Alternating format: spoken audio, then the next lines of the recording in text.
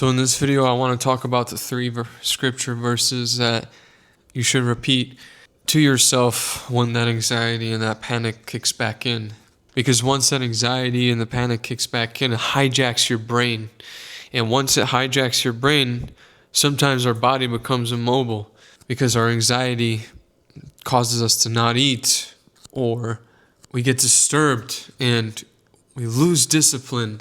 You don't feel the need or the motivation to do anything. You can't think clearly anymore. These scripture verses are the sword that you need against Satan himself to fight back.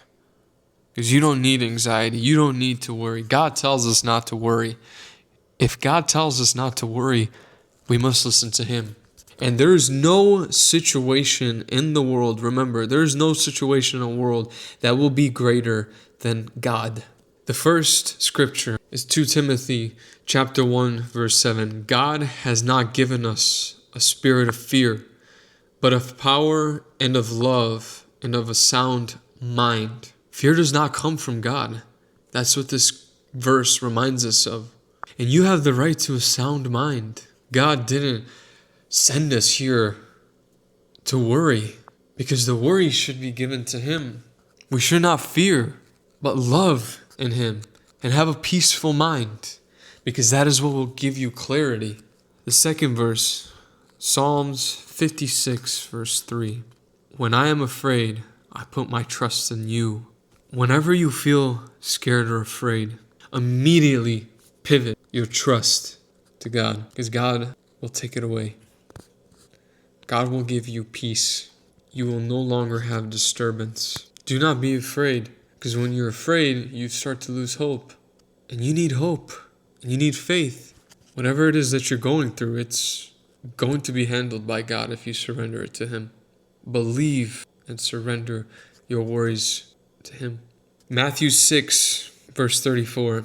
Therefore, do not worry about tomorrow, for tomorrow will worry about itself. Each day has enough trouble of its own.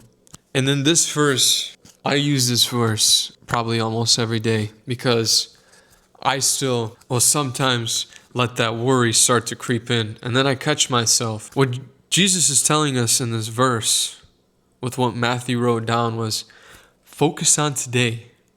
You don't need to worry about tomorrow. Tomorrow is not guaranteed. Today is the present moment that you need to focus on. It is a gift from God. This is why it's called the present.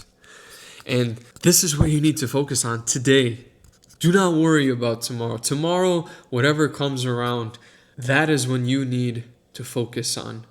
When tomorrow comes around, you will focus on whatever it is that's put in front of you tomorrow. Do not think of the past either. This is the past. We cannot change it. Get yourself closer through Scripture, through reading the Bible with God, because this will take away all your worries and troubles and anxieties. And building something that will cause you to no longer be anxious, that is something that you need to create for yourself. Whatever it is, help yourself get closer to God. But first, memorize a verse that will help you overcome anxiety. Always think of this verse whenever you start to worry. And remember that there's no problem greater than God.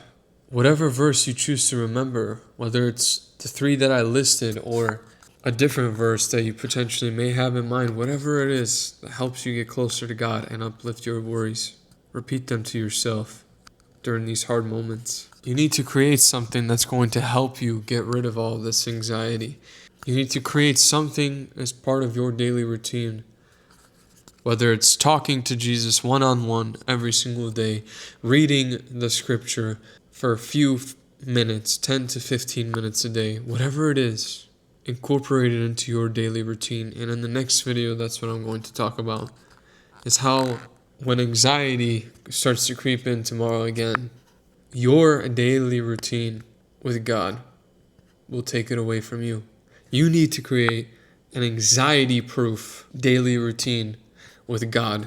This is what I'll talk about in the next and final video.